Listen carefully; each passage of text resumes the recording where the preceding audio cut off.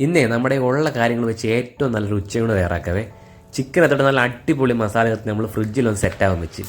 Cabbage തോരന് വേണ്ടി കടുക് ഒന്ന് പൊട്ടിച്ച് മഞ്ഞപ്പൊടിയും ക്യാബേജും ഉപ്പൂടെ ചേർത്ത് നല്ലോണം ഒന്ന് റോസ്റ്റ് ചെയ്തെടുത്ത്. അത്രേ ഉള്ളൂ, സിമ്പിളാണ്.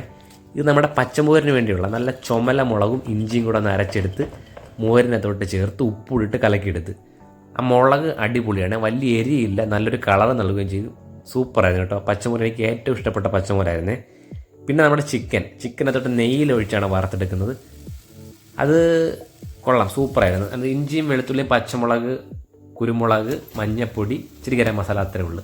നമ്മൾ റൈസ് കുക്കറിനകത്താണ് ഉണ്ടാക്കുന്നത്, അരി ഉണ്ടാക്കുന്നത്, ചോറുണ്ടാക്കുന്നത്. അത് നമ്മൾ കുറച്ച് വെള്ളം ഒഴിച്ചിട്ട് ഒരു 15 മിനിറ്റ് വെച്ചാൽ മതി, സെറ്റായി കിട്ടിക്കോളും. അപ്പോൾ നമ്മുടെ ചിക്കനും തോരനും ചോറും എല്ലാം റെഡി ആയിട്ടുണ്ട്. നമ്മൾ ഇന്നത്തെ സ്പെഷ്യൽ അടിപൊളി പച്ചമോരോട് ഒഴിച്ച് കുഴച്ചങ്ങ് അടിക്കുക, അത്രേ ഉള്ളൂ. എന്താണ്, എനിക്ക് ഈ കറി ഉണ്ടെങ്കിൽ ചോറ് കഴിക്കാൻ ഭയങ്കര സുഖമാണ്, സ്മൂത്തായിട്ട് ഇങ്ങനെ ഇറങ്ങിപ്പോക്കോളും.